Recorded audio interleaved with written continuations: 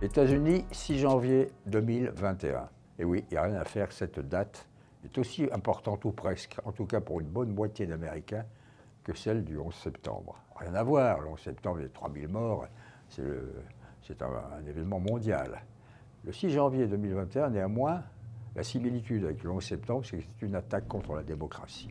C'est le jour où le Capitole a été envahi par des bandes dont on se rend compte aujourd'hui, après enquête, qu'elles sont et qu'elles étaient organisées. Et à partir d'aujourd'hui, à la télévision, aux États-Unis, on va voir le déroulement des conclusions de la commission d'enquête parlementaire et qui va prouver et démontrer qu'effectivement, c'était un complot, un complot contre la démocratie, avec des groupes très précis, les militants, les Oath Keepers, les gardiens du serment, avec les Proud Boys, les enfants fiers.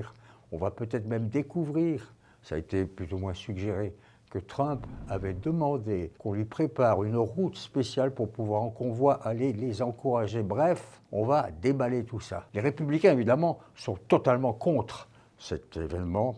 Ils font tout pour démontrer que non, ce n'était pas du tout un problème. Le vrai problème, c'était le vote présidentiel, cette fameuse fraude.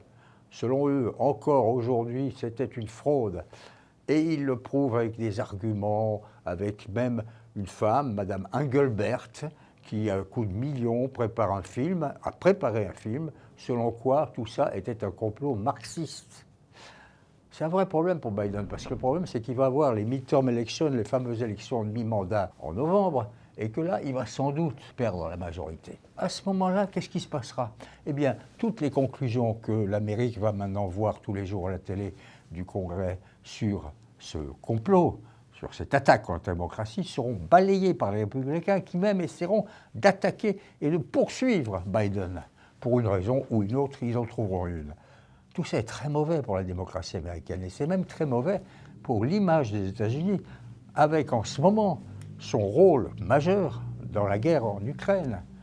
Imaginez Poutine qui regarde tout ça, mais peut-être que Poutine, il attend tranquillement de voir qu'effectivement, il peut y avoir un turnover, un tournant dans la démocratie américaine, qui lui permettra alors de ne plus avoir en face de lui un État qui fournit des armes à son ennemi actuel, l'Ukraine. Tout ça n'est pas très bon parce qu'en plus, les démocrates, pour la prochaine élection, n'ont pas de plan B, alors que les républicains ont un plan T comme Trump.